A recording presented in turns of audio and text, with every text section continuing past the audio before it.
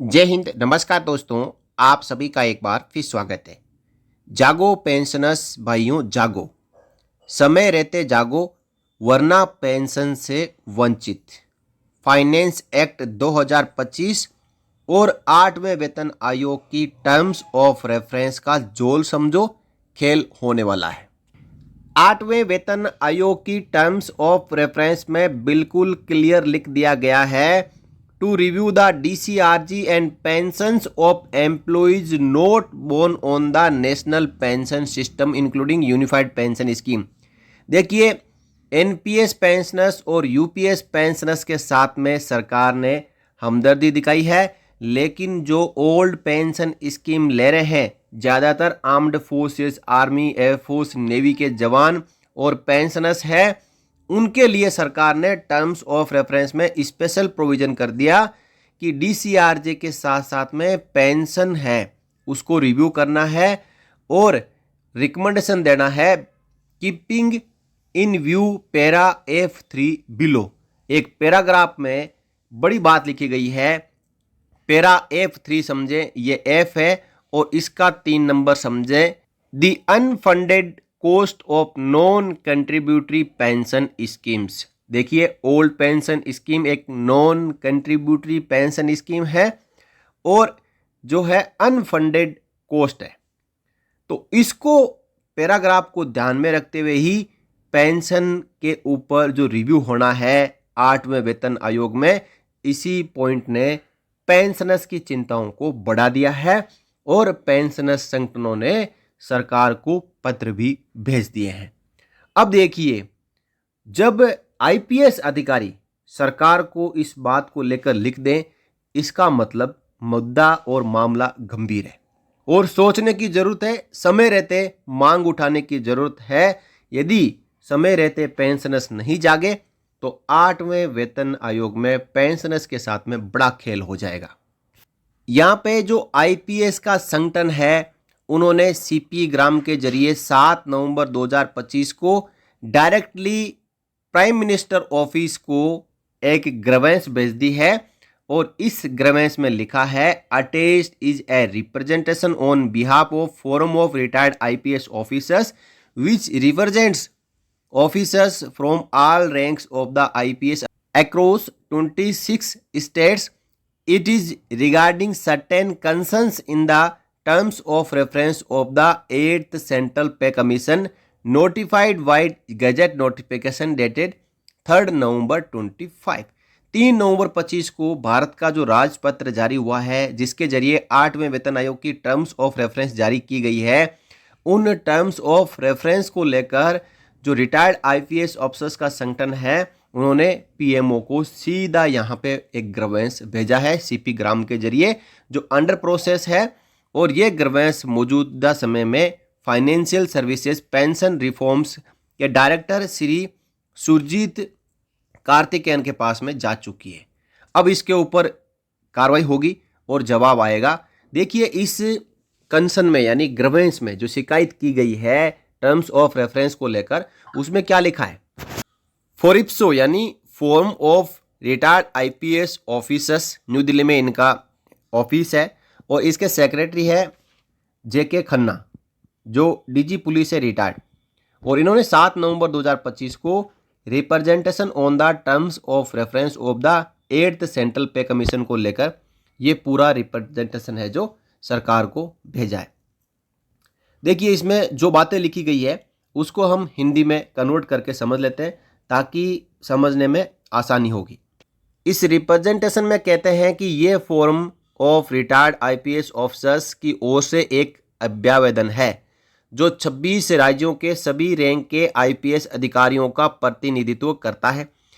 ये 3 नवंबर 2025 के राजपत्र अधिसूचना द्वारा अधिसूचित 8वें केंद्रीय वेतन आयोग के संदर्भ की शर्तों में कुछ चिंताओं के संबंध में है। देखिए, IPS ऑफिसर्स को भी अपनी पेंशन को लेकर यहाँ पे चिंता शुरू हो चुकी है और इसी के एवज में इन्होंने ये जो अभ्यावेदन है, कह सकते हैं ज्ञापन है, जो शिकायत है सरकार को भेज दी है। हमारी चिंता कार्य अवधि के पैरा EF में गैर अंशदायी पेंशन योजनाओं की अवित्त पोषित लागत।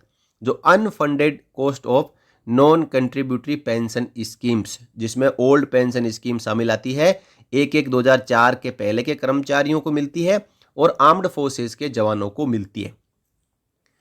तो इसी को लेकर यहां पे इन्होंने अपनी चिंता की बात से अवगत कराया है।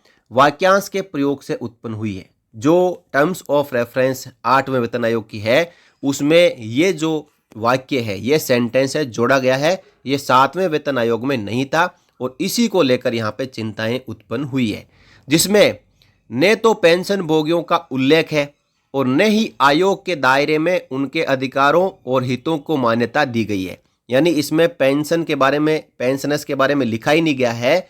यहाँ पे केवल ये लिख दिया गया है कि 8वें वेतन आयोग में इनकी पेंशन को किस प्रकार घटाना है, यानी कोई नया रिकमेंडेशन देना है।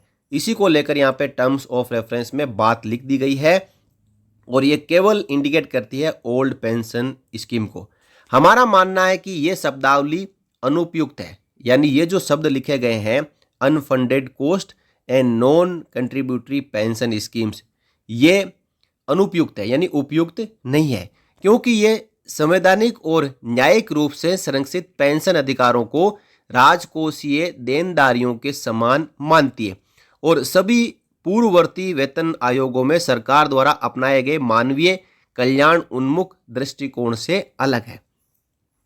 DS नकारा का सुप्रीम कोर्ट का जो जजमेंट है, फैसला है, सबको पता है, कहा गया है कि पेंशन कोई भीख नहीं है।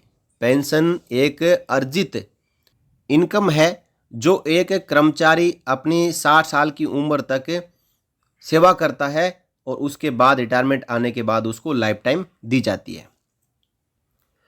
पेंशन भोगी मौजूदा टर्म्स ऑफ रेफरेंस को नकारात्मक मानते हैं, यानी ये नेगेटिव है और उन्हें आशंका है कि सरकार परोक्ष रूप से 8वें वेतन आयोग को सभी गैर वित्त पोषित व्यय को हटाने के लिए बाध्य कर रही है।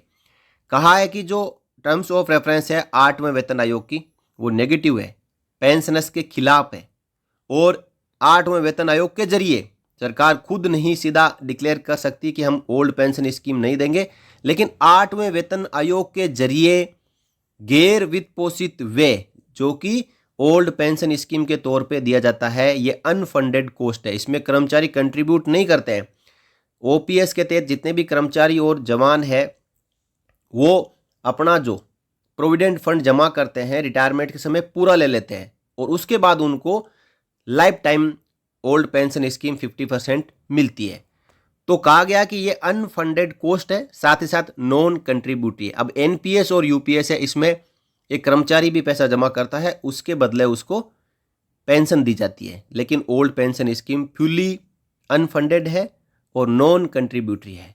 तो कहा कि 8वें वेतन आयोग में जो सभी गैर वित्त पोषित व्यय है, जिसमें OPS भी शामिल है, उसको हटाने के लिए बाध्य कर रही है और रिकमेंडेशन किससे लेगी?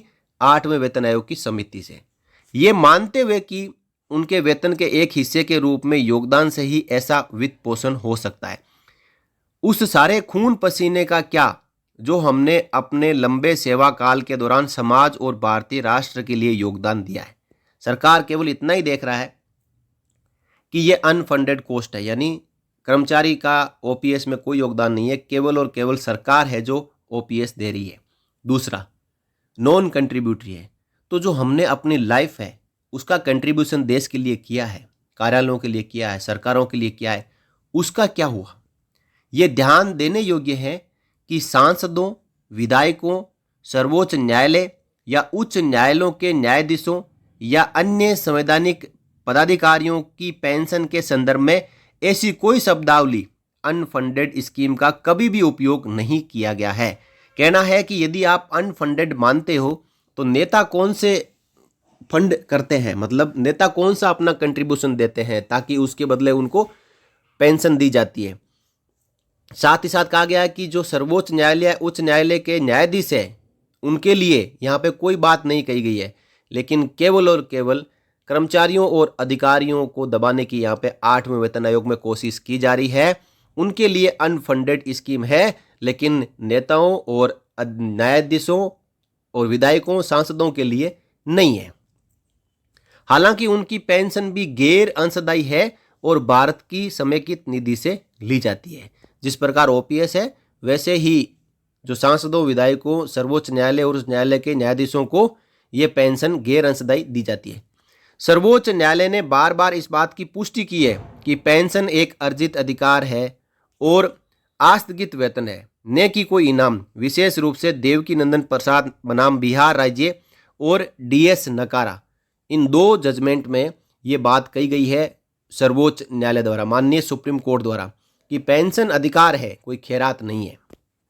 पुरानी पेंशन योजना को अनफंडेड लागत कहना इन स्थापित कानूनी सिद्धांतों के विपरीत है। यदि आप ऐसा कहते हो तो ये माननीय सुप्रीम कोर्ट के आदेशों का उल्लंघन है।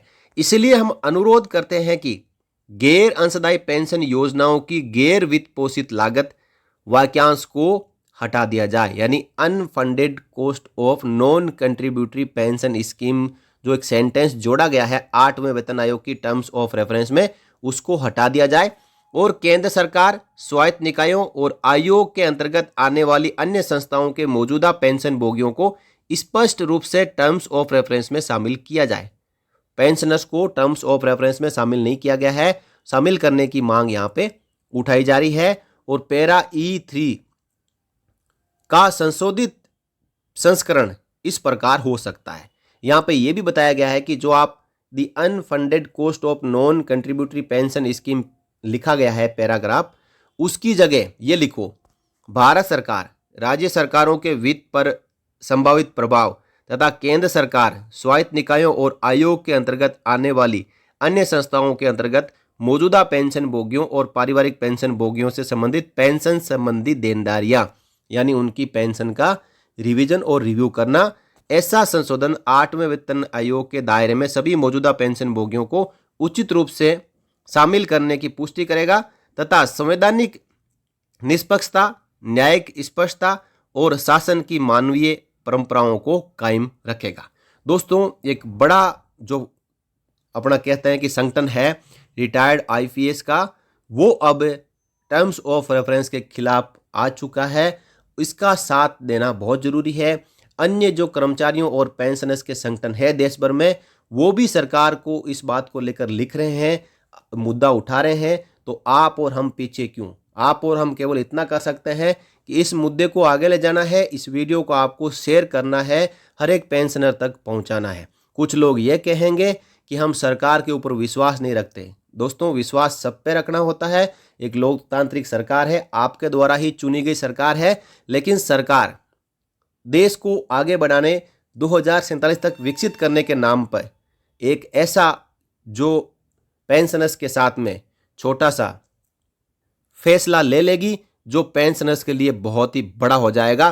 पेंशन से वंचित होना पड़ेगा या फिर पेंशन कटौती हो जाएगी या फिर 8वें वेतन आयोग में पेंशनर्स की कोई पेंशन नहीं बढ़ेगी। संभावनाएं कुछ भी हो सकती है, समय बताएगा जब वेतन आयोग का फाइनल गैजेट नोटिफिकेशन पब्लिश होगा। इसलिए जागो पेंशनर्स जागो, समय रहते जागो, अपनी मांग को सरकार तक पहुंचाओ कि टर्म्स ऑफ रेफरेंस में संशोधन करो और जो the unfunded cost of non contributory pension scheme है उसको डिलीट करो और उसकी जगह ये लिखो कि सभी पेंशनर्स की पेंशन के रिवीजन को लेकर, रिव्यू को लेकर 8वां वेतन आयोग की जो समिति है वो अपनी रिकमेंडेशन सरकार को सौंपेगी। आप मेरी बात से सहमत है तो वीडियो के कमेंट बॉक्स में यस जरूर लिखें।